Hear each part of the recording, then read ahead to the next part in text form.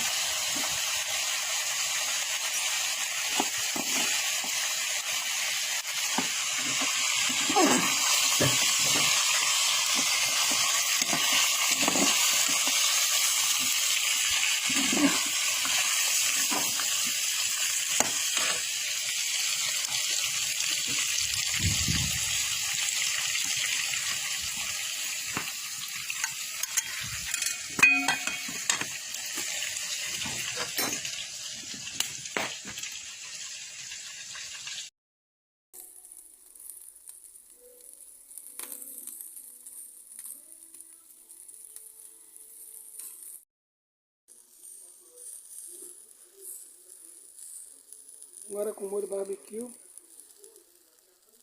Vamos ver como é que tava. Vai ficar muito bom, hein? Um pouquinho de molho barbecue e vai voltar pra churrasqueira de novo. Costelinha de porco.